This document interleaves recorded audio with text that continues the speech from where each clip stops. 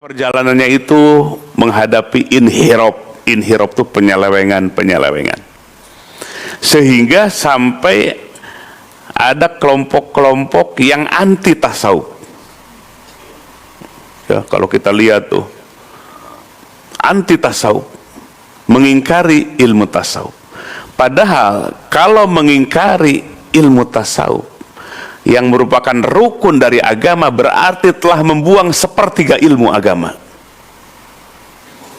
Ya, di mana dalam hadis Jibril, ya, yang sering Bapak sampaikan, 3 makom, ya, di mana ada makom Islam,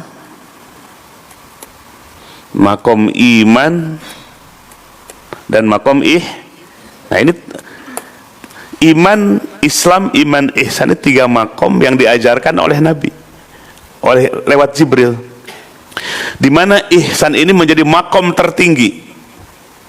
Makom ihsan menjadi makom tertinggi. Ya, maka dari Islam itu diformulasikan menjadi ilmu fikih. Dari iman diformulasikan menjadi ilmu tauhid. Dari ihsan diformulasikan oleh para ulama menjadi ilmu tasawuf. Jadi kalau orang mengingkari ilmu tasawuf, berarti kalau dipukul rata, berarti 1/3. 1/3 ilmu agama dibuang, diingkari. Jadi kesimpulannya, kalau orang mengingkari ilmu tasawuf, apalagi menyesatkan ilmu tasawuf, berarti telah membuang 1/3 ilmu agama. Hanya ilmu tauhid dan fikih saja. Mengingkari ilmu tasawuf, jadi kalau porsinya dibagi, agama dibagi 3, 1/3. Jadi 1/3 ilmu agama dibuang. Bagaimana kalau dibuang? Ya, itu bid'ah. Membuang 1/3 ilmu agama yang tadinya utuh 100%, 1/3-nya dibuang. Nah, itu bahayanya. Nah, mengingkari ilmu tasawuf itu dijadikan alasan karena banyak penyimpangan, ya, inhirofat, banyak penyelewengan dalam ilmu tasawuf. Disimpulkan dengan mengingkari ilmu tasawuf, nah, itu celaka. Sehingga 1/3 ilmu agama diingkari, ditolak. Ya, bahaya apa tidak? Ya, bahaya luar biasa tuh. Padahal yang pertama-tama dari rukun agama yang 3, ilmu fikih, ilmu tauhid, ilmu tasawuf, justru ilmu tauhid yang banyak digerogoti dari dalam. Inhirofat, tahrif, ya, penyelewengan dalam ilmu tauhid. Di abad kedua Hijriah, ya, itu banyak penyelewengan dalam ilmu akidah atau ilmu tauhid, dengan munculnya kelompok-kelompok atau to'ifah. Coba kita lihat nih, ya, Bapak lihat dalam kitab Al-Farqu Bainal Firaq yang sudah dibaca nih. Al-Farqu Baina Al-Firaq, sama tulisannya begini, parku begitu, pirok begitu. Al-Farqu perbedaan, Bainal Firaq dari firqoh, jamaknya firqoh, firaq, ya. Mufradnya firqoh, satu kelompok, satu pecahan firqoh, jamaknya firaq. Jadi al-farqu baina al-firaq, perbedaan di antara firqoh, ya. Ditulis oleh siapa ini? Abu Mansur Al-Baghdadi. Abu Mansur Al-Baghdadi, hidup di abad ke-5 Hijriah.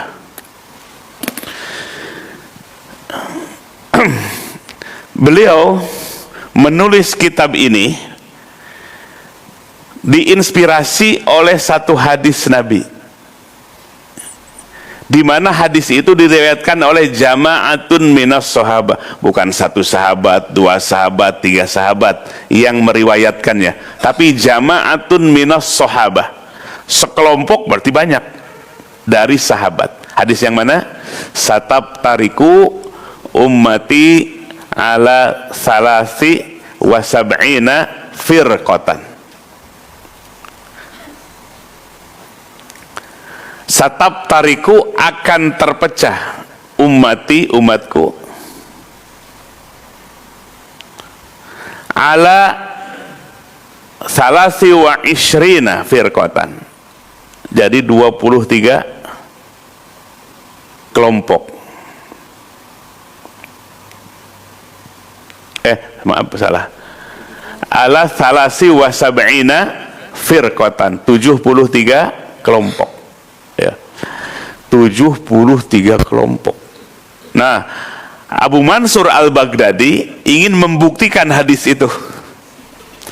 Kemudian dia baca dari mana mulai perpecahannya? Semenjak Nabi hidup. Semenjak Nabi hidup ada orang munafikin, ada khawarij. Jadi Nabi masih hidup dan Nabi tidak memerangi mereka. Kemudian Nabi wafat, semakin banyak perpecahannya, sampai pada akhirnya menjelma perpecahan itu menjadi firqah, menjadi kelompok. Siapa aja kelompok perpecahan itu? Dari sisi tauhid, ilmu akidah, ilmu tauhid. Pertama ada kelompok namanya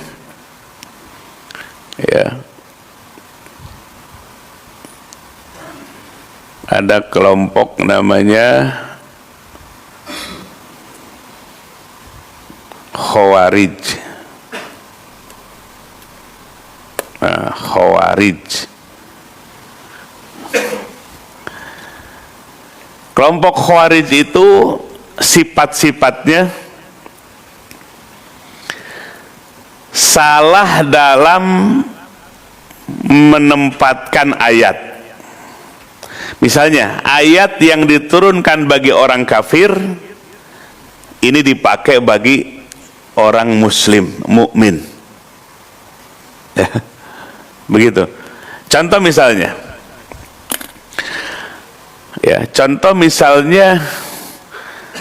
di mana Allah berfirman, wa man lam yahkum bima anzalallah faulaika humul kafirun. Ya, ini ayatnya, wa man lam yahkum. Waduh, ini ayat kalau serampangan membabi buta nanti, mengkafirkan orang lain. Wa man lam yahkum bima anzalallah wa ulaika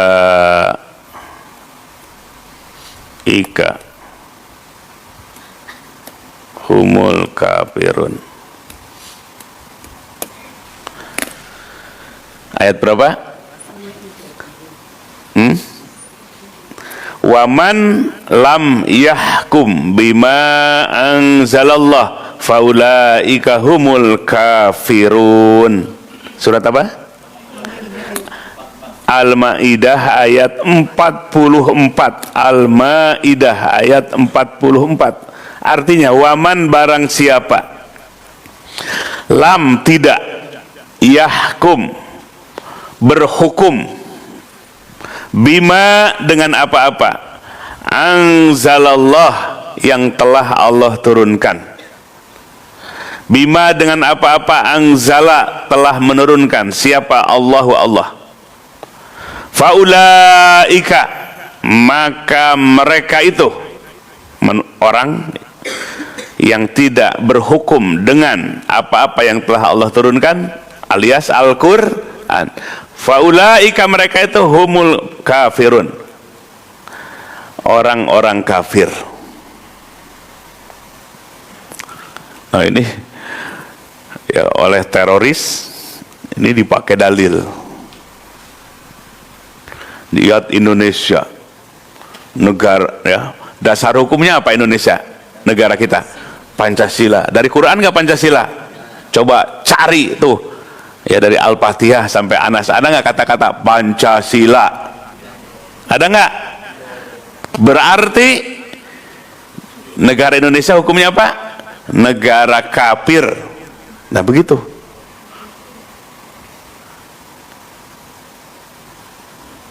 Jadi ciri-ciri Khawarij itu satu, pendekatannya tekstual, teksnya begitu, tanpa penafsiran yang matang, yang mendalam. Ini kalau diterjemahkan bebas secara tekstual, barang siapa yang tidak berhukum dengan Al-Quran, mereka kafir.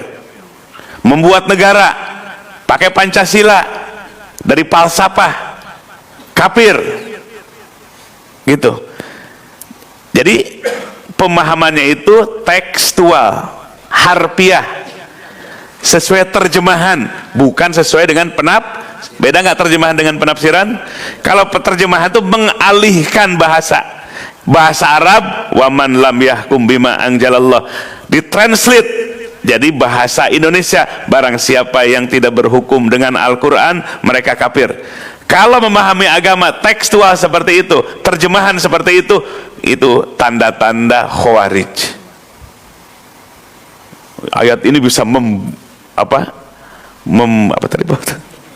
membabi buta, ya. Dilihat, nggak ada Qurannya, kafir. Dilihat nih, nggak ada label Qurannya, kafir, gitu. Kemudian yang kedua, sifat tanda Khawarij itu membawa ayat-ayat untuk orang kafir dipakai untuk orang yang beriman, ya. Contohnya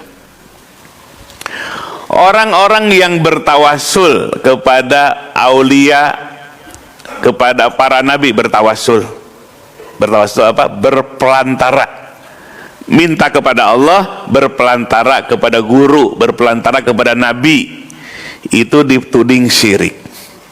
Pakai ayatnya untuk orang-orang musyrikin, di mana orang musyrikin minta kepada berhalanya. Minta kepada siapa? Berhalanya. Maka ayat yang ditujukan oleh orang musyrik dipakai kepada orang yang beriman, yang berwasilah kepada nabi atau wali-wali Allah yang sudah meninggal dunia. Nah, itu Khawarij itu begitu, ya. Membawakan ayat-ayat yang ditujukan, dialamatkan kepada musyrikin, kepada kafirin, ditujukan kepada yang muslim, yang mukmin. Itu tanda Khawarij. Kemudian ada apa lagi? Firqah, ya. Tadi Khawarij, kemudian yang kedua apa lagi? Ada Khawarij, ada Murji'ah, ya. Ada Murji'ah.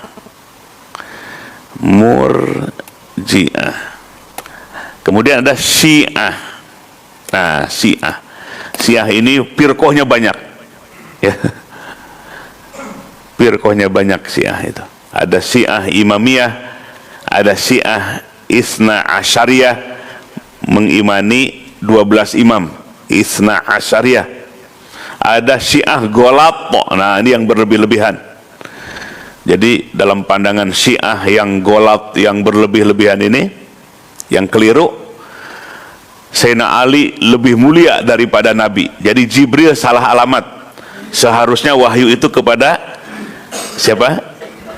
Kepada Sayyidina Ali, bukan kepada Nabi Muhammad. Sampai golatnya begitu. Nah, jadi intinya justru Abu Mansur Al-Baghdadi dalam kitab Al-Farqu Bainal Firaq, perpecahan itu banyak di ranah tauhid, banyak di ranah ilmu tauhid, ya. Tapi anehnya orang nggak ada yang mengingkari ilmu tauhid.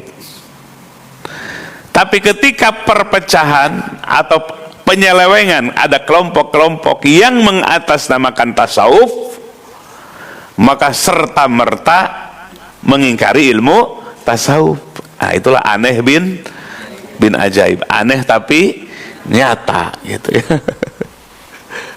Jadi alasan menolak tasawuf karena banyak penyelewengan dalam ilmu, bukan ilmu tasawufnya, oknum.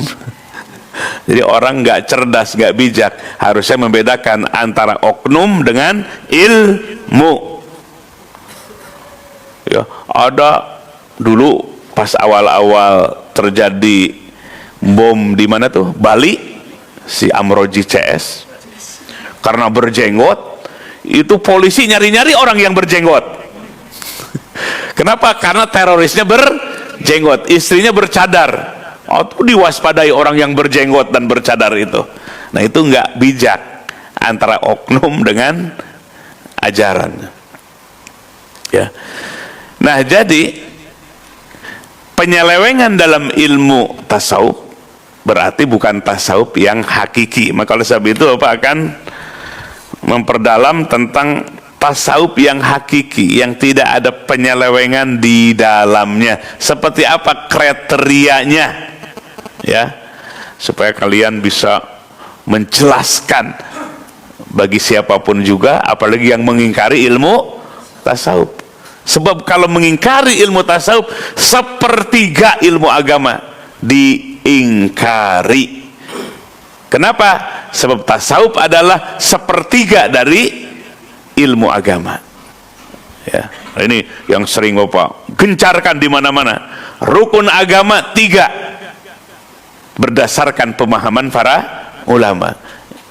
1 tauhid, 2 fikih, 3 tasawuf.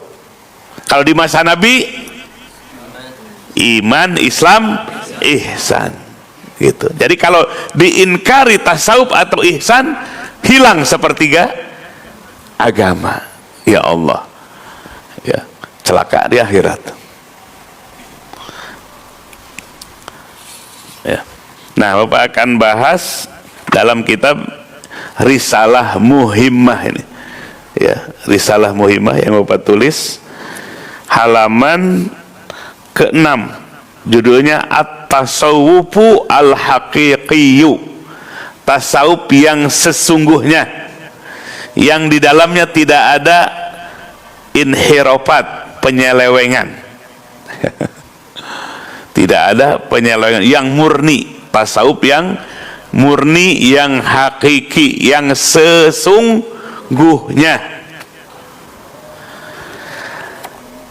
Apa yang disebut dengan tasawuf al-hakiki, tasawuf yang sesungguhnya? Ini sudah punya belum kitabnya semua? Sudah punya?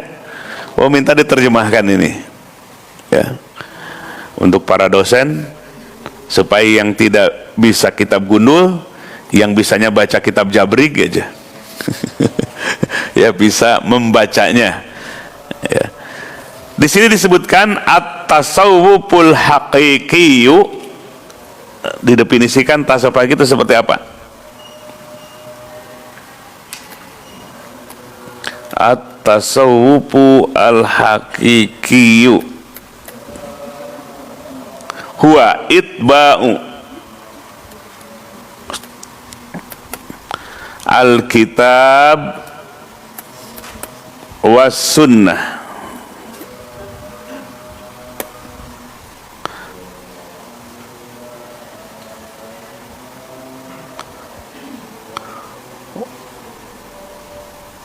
wa asraru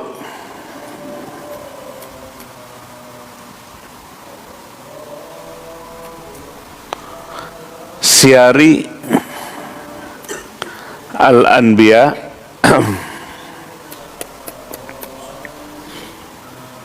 wal awliya.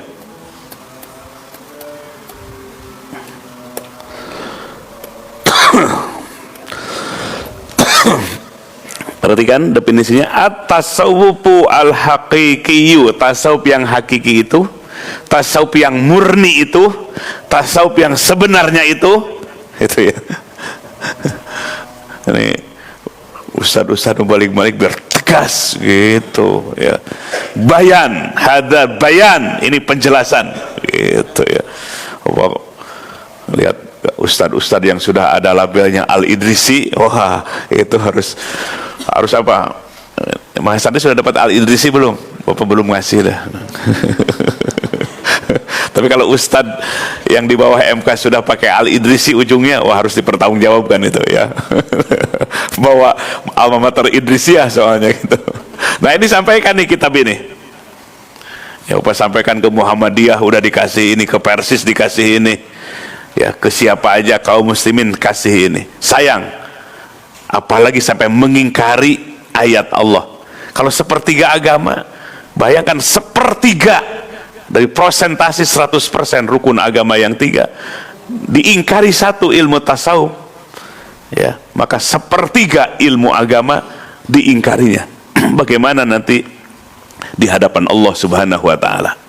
Sebab agama itu adalah dalam perspektif usul fiqh wad'un ilahiyun, produk Allah. Kita coba-coba membuang sepertiga produk Allah.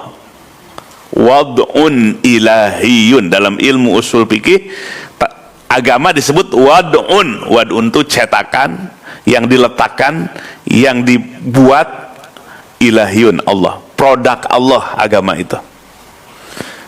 Coba-coba mengingkarinya sepertiganya, bagaimana nanti di hadapan Allah Subhanahu wa taala? Maka kita harus sampaikan kebenaran ini, ya. Nih kitabnya.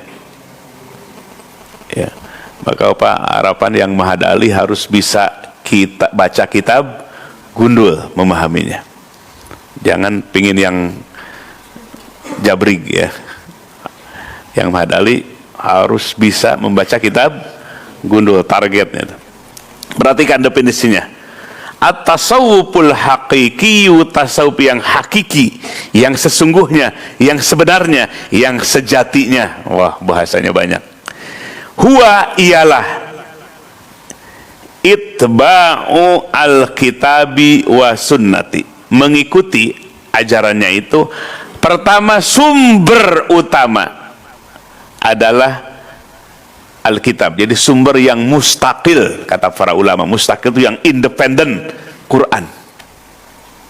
Ya, sumber yang al-masadir al-mustaqillah. Sumber yang mustaqil, yang independen adalah Quran dari Allah.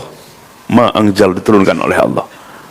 Sehingga sumbernya mustaqil, ya, independen.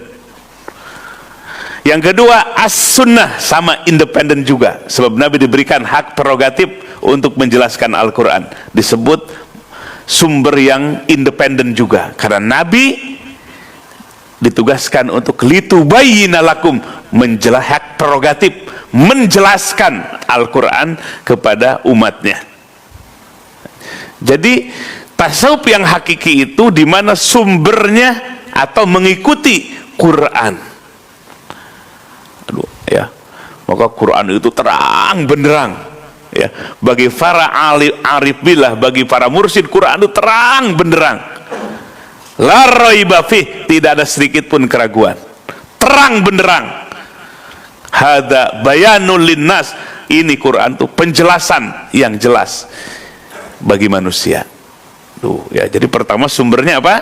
Tasawuf yang hakiki itu Al-Quran. Ya. Yang kedua, as-sunnah, sunnah Nabi. Nah, ini kalau memahami sunnah Nabi itu bukan hanya ucapan Nabi, bukan hanya ucapan yang bisa didengar, bukan hanya af'al, pekerjaan Nabi yang bisa dilihat, tapi sunnah batin, kedalaman, atau disebut ahwal. Nah, ini nih, ya, yang dilupakan, disebut gini, Nabi itu sahibu al-maqamat wal ahwal. Nah, ini yang Pak ulang-ulang. Aduh, tulisannya nggak bagus ini.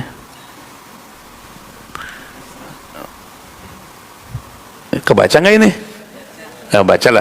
Sahibu, jangan ikutin tulisan jelek ini kan. Asal kebaca saya tulis sohibu, sohib pemilik, al makomat, makom, udah tahu kan makom? Jelaskan sifat-sifat mahmudah, sifat yang terpuji, yang luzum, yang mendarah daging dalam kolbu dan bersifat permanen, itu namanya makom. Makom sobar, makom syukur, makom ridho, makom ikhlas, makom tawakal, ya itu sudah luzum, sudah mendarah daging di kolbunya, permanen, ya sabarnya, syukurnya, zuhudnya, tawakalnya, ridhonya, disebut sohibul makomat. Wal ahwal, juga ahwal, jama dari halatun, satu kondisi, kondisi jiwa. Ahwal, kondisi jiwa, ya kehusuannya termasuk ahwal, khusyuk, ya. Kemudian muraqabah, merasa ditatap oleh Allah. Muraqabah, merasa ditatap oleh Allah, itu ahwal. Kemudian al-ins, ya kenyamanan bersama dengan Allah. Al-insu, kenyamanan bersama Allah, ya. Kemudian apa lagi?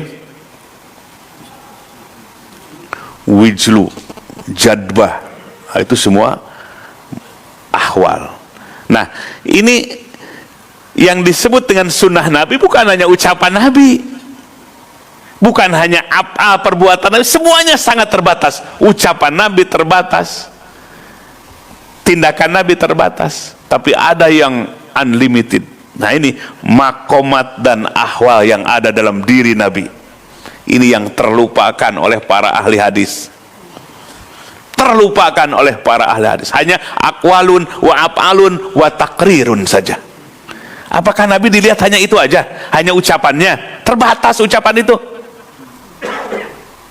Sekarang orang sedang jatuh cinta, tapi jatuh cintanya ke Allah. Lah, nah apa remehan kepada orang? Nanti juga jadi nenek malampir. Nafsu itu harus digitu-gitu, ya. Ini mah bidadariku, ya. Ntar jadi nenek-nenek lah gitu, ya. Tiap pagi ngeluarin sesuatu yang bau tuh, ya. Betul ya? Secantik apapun tetap aja tiap pagi ngeluarin apa? Yang harum, yang bau bangun tidur. Bangun tidur saking nyenyaknya ada apanya? Ilernya. Matanya ada apanya? Beleknya segede perut gini. Dah lah, jangan jatuh cinta yang gituan, rugi lah. Iya ya. Sampai di mana tuh? Lupa. Oh, contoh orang jatuh cinta kepada Allah. Perasaan jatuh cinta bisa nggak diungkap dengan kata-kata? Terlalu apa namanya? Terlalu terbatas. Di sini, ya rasa jatuh cinta di sini, wah luar biasa. Tapi ketika diucapkan susah. Nah, sementara agama, apakah cukup akwal Nabi, ucapan Nabi? Apa Nabi pekerjaan terbatas, jalan terbatas, waktu terbatas. Tapi ada yang tidak terbatas, makomat dan ahwal Nabi, kesabaran Nabi, zuhud Nabi, tawakal Nabi, ridho Nabi, kehusuan Nabi, jadbah Nabi, muraqabah Nabi, sampai mukasyafah Nabi, sampai ma'rifatnya Nabi. Ini yang tidak bisa ditelusuri oleh ulama zohir, ahli hadis. Nah, maka Bapak melihat dari kitab ini, Bapak kumpulkan 100 lebih ulama besar, bukan ulama kaleng-kaleng. Kan ada ulama kaleng-kaleng yang banyak ngomongnya tapi ilmunya sedikit. Kaleng kalau dipukul nyari nggak? Oh, itu ulama kaleng-kaleng namanya. Ngomongnya panjang tapi isinya kosong. Tawakalnya nggak ada, kecil. Zuhudnya kecil, ya. Tawakalnya kecil. Nah, itu ulama kaleng-kaleng namanya itu. Bapak nulis di sini 100 lebih ulama dari mulai, perhatikan, salaf itu ulama pertama, zamannya tabi'in, Kemudian ulama kholaf berikutnya itu sampai abad ke-4 Hijriah, 4 Hijrah berikutnya ulama kholaf. Kemudian masuk abad 20 ya Masehi, namanya ulama muasirah, ulama kontemporer. Nah, jadi kalau udah masuk ke abad ke-20 disebut ulama bahasa Arabnya muasirah, ulama modern atau kontemporer, zaman udah modern, ditulis semua. Maka tokoh-tokoh ulama ini semuanya bertasawuf. Imam Syafi'i, Imam Ahmad bin Hambal itu generasi yang awal, Imam Ahmad bin Hambal, Imam Maliki, Imam Abu Hanifah, semuanya bertasawuf. Kenapa? Karena tasawuf itu adalah ujung ilmu untuk mencapai hakikat. Ya, itu kalau apa lihat sejarah tuh, Islam masuk ke Indonesia, ke Nusantara, mulai dari Kamboja sampai ke ujung ya Papua, ya termasuk Malaysia, Singapura, Filipina, itu semua disebarkan Islam itu oleh ulama yang sudah sempurna agamanya, 3 rukun agamanya dikuasai, tauhid, fikih, dan sehingga mereka mendapatkan hakikat agama. Itulah yang membara mereka untuk mendakwahkan Islam. Walaupun dapat tantangan dulu ya, Nusantara itu Hindu, Buddha, bayangkan kekuasaan-kekuasaan, kerajaan-kerajaan di bawah Hindu dan Buddha masuk Islam karena yang membawanya sudah masagi ilmunya, sempurna, komplit agamanya, tauhid, fikih, dan tasawufnya, sehingga mendapatkan hakikat. Tidak gentar melihat itu, dengan kesantunan, kesabaran, tunduk tuh kerajaan-kerajaan Hindu dan Buddha berbondong-bondong masuk Islam. Kenapa? Masagi ilmu agamanya. Apa masagi itu? Komplit ilmu agamanya, tauhid, fikih, dan tasawuf, sehingga mendapatkan hakikat agama. Ya, dong, mendapatkan hakikat agama, sehingga ya semangat dalam berdakwahnya gitu ya, bukan lihat amplop lagi dakwahnya gitu ya. Atau lihat amplop mah itu mah ya kaleng-kaleng gitu mah, molotot gede gitu ya. Pas dilihat tipis ya. Apalagi pas dibaca amplopnya untuk protokol untuk apa, pembawa acara. Aduh, ini ya, amplop untuk pembawa acara dikasih sama ustadz, atuh tipis banget gitu, kapok dah gitu. Kata ustadz siapa itu yang gitu ya. Tapi kalau di bawah MK yang sudah dapat detail Al-Idrisi mah nggak mungkin lah ya begitu. Mau dakwah ke ujung sana tuh ya, yang sepi, yang kampung, datang dengan hati yang ikhlas. Ikhlasnya sudah jadi makom gitu ya. Sabarnya sudah jadi makom, zuhudnya sudah jadi makom. Min ashabil makomati wal ahwal gitu ya. Kalau ceramah pengen di kota atau di kampung? Kota masa hebat lah. La haula wala quwwata. Nah, perhatikan lagi, tasawuf yang hakiki adalah itba'u alkitab wa sunnah, memahami sunnah itu begitu, bukan sebatas akwal Nabi, ucapan Nabi, af'al Nabi, perbuatan Nabi, takrir Nabi, tapi sampai kepada makomat wal ahwal Nabi ya, sampai batinnya itu ya, sampai batinnya. Wa asraru syaril anbiya, dan nah ini rahasia-rahasia dari perjalanan siar tuh, sayrun siarun jamaknya, perjalanan spiritual para nabi.